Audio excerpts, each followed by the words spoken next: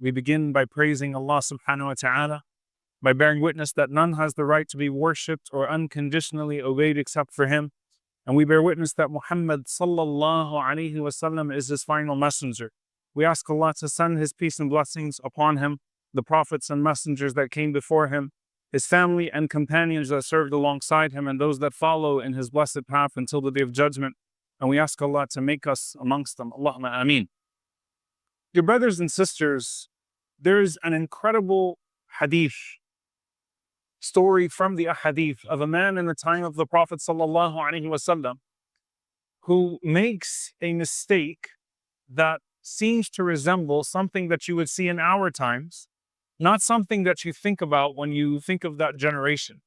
But we often have to pull ourselves back and remind ourselves that people were on a journey, that you had Abu Bakr, Umar, Uthman, Ali, may Allah be pleased with them, and you had the cream of the crop, and we love all of the companions of the Prophet sallallahu alaihi wasallam. But amongst those that had become Muslim, you had people that were fresh in their Islam and that were trying to overcome certain sins, that still had traces of Jahiliyyah, as the Prophet sallallahu alaihi wasallam mentioned, that had to be expelled.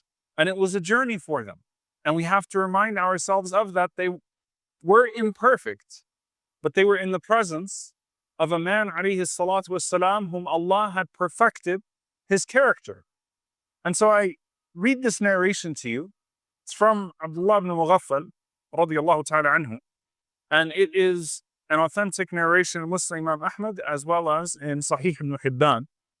أن رجلا لقي امرأة كانت بغيا في الجاهلية. That there was a man who in the time of the Prophet sallallahu alaihi wasallam came across a woman who in the time of Jahiliyyah was an adulteress. In the time of Jahiliyyah, she was baghiya. She was known for everything bad in terms of the lack of modesty and in terms of what she would do for a living. And so you have to think about this. You have a convert man and a convert woman, one who has a decorated past in all of the wrong ways, and another one who knows her in that way. So he says, فَجَعَلَ يُلَاعِبُهَا أَيْ بِالْكَلَامِ.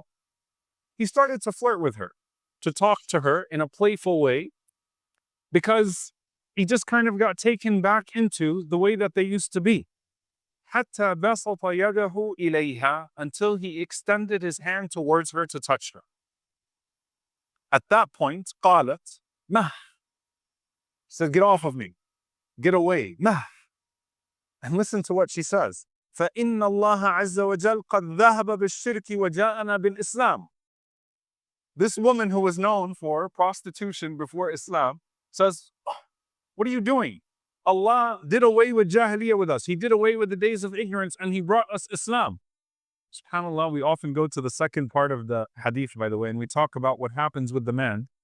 What an amazing transformation of this woman. Look at the instinctive fitrah, the reflex, and of the proofs of Islam is the genuine transformation of a generation. The genuine transformation of a generation that was unprecedented and unmatched. And then the transformation that follows of people that follow in their path in the future. So you can imagine the shock of this man. Like, this is an old way of life. We've changed since Islam came. Allah did away with shirk and all of its practices, and Allah brought us Islam. Nah, get away. So he was shocked. Young man. So he turned away. فَوَلَّ الرَّجُلُ فَأَصَابَ وَجْهَهُ الْحَائِطِ فَشَجَّهُ. So he turned away from her, and just try to picture this. A little shocked, disoriented, like what just happened, and also ashamed. Like he's also a Muslim. He's a recent convert too, so he's ashamed. So he turned around and he ran right into a wall, and the wall cut his head. And the blood started to flow from his face. Now, there are several things he can do here. One of them, he could hide his face in shame, clean the blood off, and go home and say, I hope no one saw that. What a lowly position to be in. Like, we're living amongst the Prophet ﷺ and the Sahaba. This woman just shamed me. This woman with this terrible past just shamed me. And now here I am. What a lowly human being I am. But what did he do? Ata Nabiya sallallahu alayhi wa sallam. He went to the Prophet sallallahu alayhi wa sallam while the blood is still on his face. قال يا رسول الله هلكت. O Messenger of Allah, I'm ruined.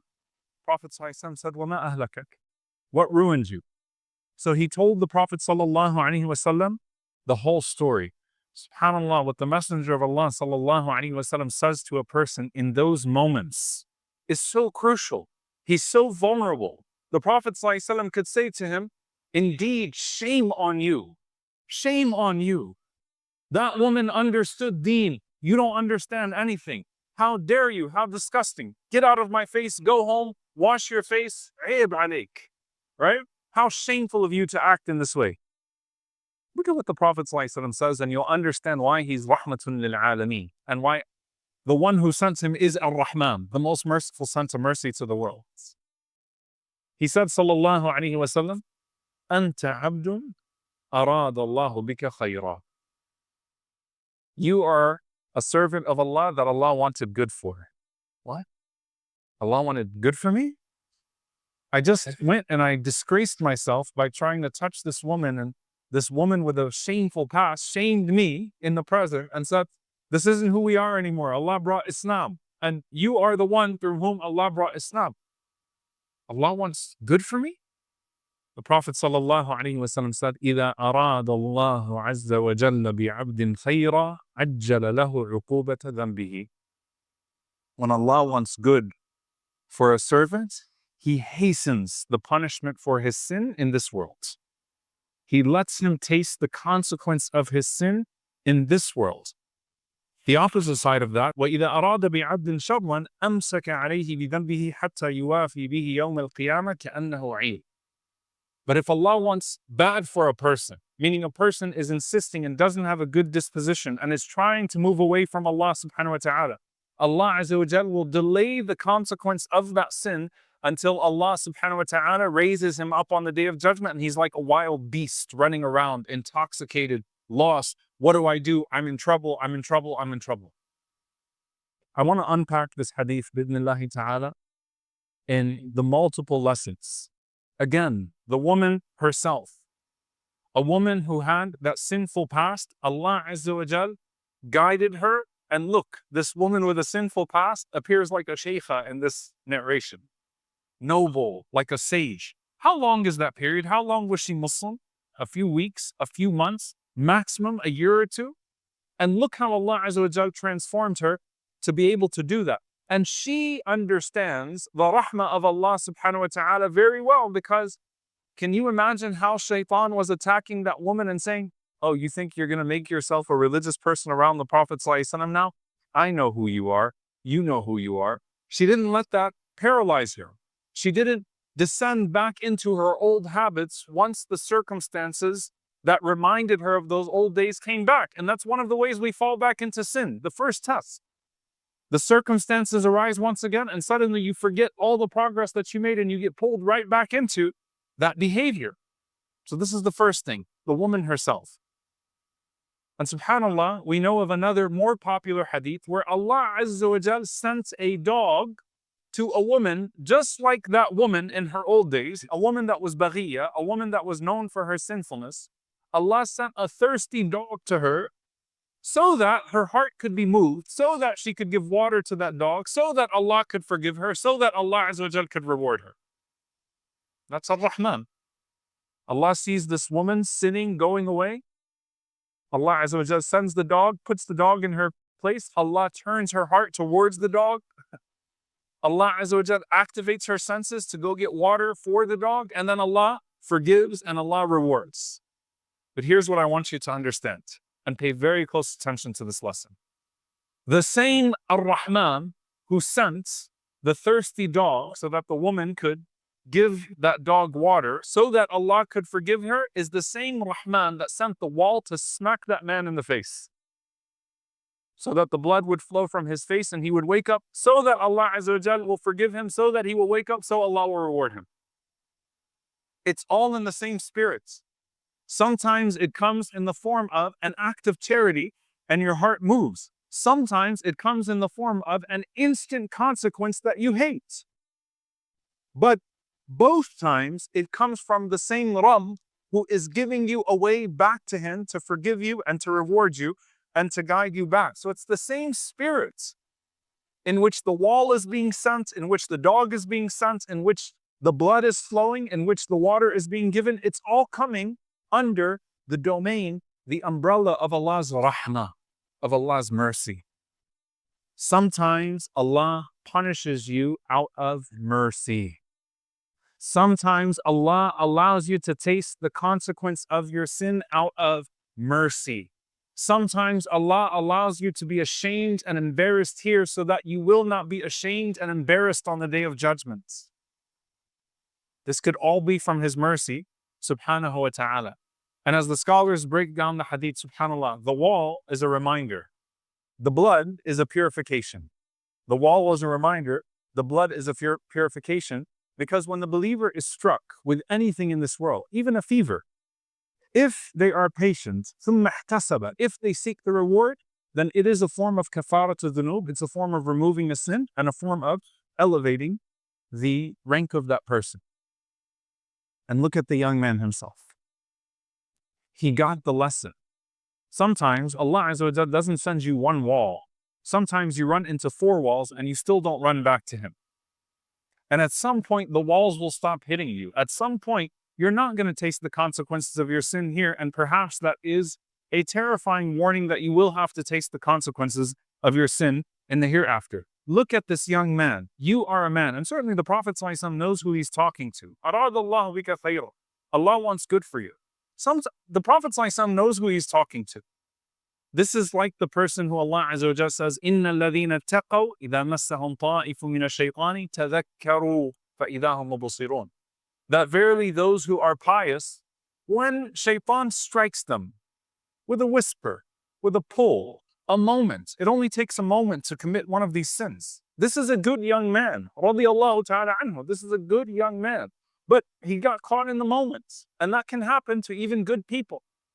But what happens after is what defines his goodness, not what happens in the moment. تَذَكَّرُوا, they remember, فَإِذَا هُمْ مُبْصِرُونَ. وَالَّذِينَ إِذَا فَعَلُوا فَاحِشَةً أَوْ ظَلَمُوا أَنفُسَهُمْ ذَكَرُوا اللَّهَ فَاسْتَغْفَرُوا لِذُنُوبِهِمْ. Right? There is something about the moment that follows the moment of sin that if you've been preparing yourself with piety, you wake up quicker to it. And you wake up regretful and wanting redemption from Allah. You don't say, oh, well, I've already come this far. Let me keep going. I already messed up this much. I already took 2 steps in. Let me go ahead and take another 20. I mean, this is just not a good day for me. I'm going to be punished anyway. Let me keep going into the sin. What I also want you to pay attention to, dear brothers and sisters, is as the scholars mention, وَمِنْ رَحْمَةِ اللَّهِ بِعَبْدِهِ أَنْ يُوقِظَهُ مِنْ غَفْلَتِهِ بِمَا يَكْرَهُ. From the mercy of Allah to His slave is that Allah subhanahu wa ta'ala wakes you up from your sin with what you hate. Because you need the wake-up call. And you know, when someone needs to wake you up from a deep sleep, the kind reminders don't work sometimes. Right? Call your name, it's not working. Eventually, it's got to be just cold water. Now, when you wake up from the cold water, you want to hit the person that put cold water on you. Then you'll realize that they woke you up for Salat al-Fajr. Right? And you had to be woken up. And that was a mercy from them to you, and to Allah Azza wa Jal belongs the highest example. And the last message of this hadith, which is very important.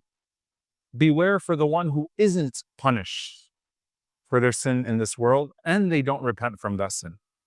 As the scholar said, الخوف من الذنب إذ لم تصاحبه عقوبة. That a person should be afraid of a dhanb إذا لم تصاحبه عقوبة, if the sin is not accompanied by a punishment. If you don't feel the pinch of a sin, nor the urge to repent after a sin, then be very careful. Because Allah Azza wa Jal mentions, سَنَسْتَدْرِجُهُمْ حَيْثُ لَا يَعْلَمُونَ. We pull them in from places they don't know. هي النعمة. You know, if someone is sinning and the blessings are still coming and they're still sinning and they're not facing consequence and punishment, they should be afraid that this is istidraj. Perhaps Allah is reeling me in. إِنَّ اللَّهَ لَيُمْلِي لِلظَّالِمِ حَتَّى إِذَا أَخَذَهُ لَمْ يُفْلِتْهُ. Allah reels in the oppressor, lets a zalim go until He snatches him, and then He never lets him go. Then the punishment is there. So a person should be afraid if they're getting away with it. You know, if you watch a movie today, or if you think about how it is now, someone commits a sin and then they look up, or they look to see. Am I facing any consequences for this sin? Is anything happening to me as a result of the sin? And if nothing is happening as a result of that sin, then they say, oh, okay, I'm good. And the shaitan encourages them, see, that wasn't so bad, do it again. You're oppressing your family, keep going. You're cheating in your work, it's all right. You're watching this stuff, you're doing this. You're in this haram relationship, it's all right, nothing bad's happening, you're not getting struck by lightning. That is exactly the attitude of Quraysh in Jahiliyyah, by the way. You know, when they were crucifying Khubayb ibn Adi radiallahu ta'ala anhu, a great companion of the Prophet sallallahu alaihi wasallam, they crucified him. Literally, if you go to Umrah today and you go to Masjid Aisha, the area of Tan'een, to redo your ihram, that's where Khubayb radiallahu ta'ala anhu was crucified. And when Khubayb was being crucified, he made dua against them. And what did they do? Quraysh, kuffar, they all hit the ground because they were worried that lightning was going to strike them from above. Is it clear now? It's clear now. We can come back up. That's a terrible mindset for a person to have. Instead, if Allah has spared you this long despite your bad behavior, if Allah has spared you this long despite your sin, realize that you're in the gentle stage of being reminded to repent. And if something happened to you as a result of your sin, you got punished, you got humiliated, you got hurt, say Alhamdulillah. You needed the cold water to wake you up. You needed something more severe to wake you up. And perhaps you're a person that Allah Azza wa Jal wants good for, so that you are not punished in the hereafter. May Allah subhanahu wa ta'ala spare us of the consequences of our sins. May Allah Azza wa Jal drown our entirety of our sins with just a little bit of His mercy. May Allah subhanahu wa ta'ala guide us to heed the reminders around us, so that we do not become complacent with our good in a way that would lead us to delusion, and we do not become complacent with our sin in a way that would lead us down the path of the devil. May Allah subhanahu wa ta'ala forgive us for when we ignore what He sends to us for our own good. Allahumma ameen. أقول قولي هذا واستغفر الله لي ولكم ولسائر المسلمين فاستغفروه إنه هو الغفور الرحيم.